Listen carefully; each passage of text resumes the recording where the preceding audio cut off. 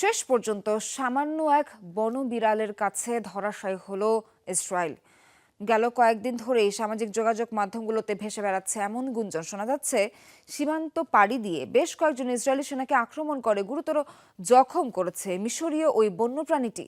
Israeli গণমাধ্যমের বরাত দিয়ে বিষয়টি প্রচার করেছে একাধিক আন্তর্জাতিক সংবাদ মাধ্যম। নেট দুনিয়ায় হামাস নেতার সাথে মিল রেখে করা হয়েছে নামকরণও। ওয়ালটন টেলিভিশন মাত্র 25,490 টাকায় পাচ্ছেন গুগল টিভি। গেল কয়দিন ধরেই নেট দুনিয়ায় সাড়া ফেলছে এক মিশরীয় বনবিড়াল। বিভিন্ন গণমাধ্যম বলছে সীমান্ত পাড়ি দিয়ে ইসরায়েলের এক সামরিক ঘাঁটিতে ঢুকে সেনাদের উপর আক্রমণ করেছে বন্যপ্রাণীটি। বনবিড়ালের কামড়ে গুরুতর জখমও হয়েছেন বেশ কয়েকজন সেনা সদস্য। এরই মধ্যে সামাজিক যোগাযোগ মাধ্যমগুলো এ ঘটনায় সয়লাভ। বলা হচ্ছে মিশর সীমান্তবর্তী হারিফ পর্বতের কাছে অবস্থিত ইসরায়েলি ঘাঁটিতে হয় এই ঘটনা।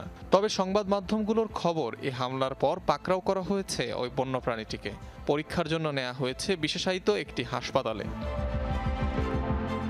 নেতানিয়াহু বাহিনীর উপর আক্রমণের গুঞ্জনে নেট দুনিয়ায় রীতিমতো হিরো বনে গেছে বনবিড়ালটি। মজার ছলে ইসরায়েলি হামলায় নিহত হামাস নেতা ইয়াহিয়া সিনওয়ারের সঙ্গেও তুলনা দেয়া হচ্ছে প্রাণীটিকে। বলা হচ্ছে যা বহু ক্ষমতাধর আরব নেতা করতে পারেননি তা করে দেখিয়েছে সামান্য এই প্রাণী। দ্রুতগতির জন্য অত্যন্ত সুপরিচিত এ ধরনের বন্যবিড়াল, যারা প্রতি ঘন্টায় 80 কিলোমিটার গতিতে ছুটতে পারে। এদের এক একটি দৈর্ঘ্যে 60 থেকে 90 সেন্টিমিটার হয়ে থাকে। 12 থেকে 15 বছর বাঁচতে পারে প্রাণীটি। সাধারণত ইঁদুর, বন্য খরগোশ এবং পাখির উপর নির্ভরশীল হলেও আকারে বড় প্রাণীকেও আক্রমণ করতে সক্ষম ইজিপশিয়ান লিংস। অনিক রহমান, যমুনা নিউজ।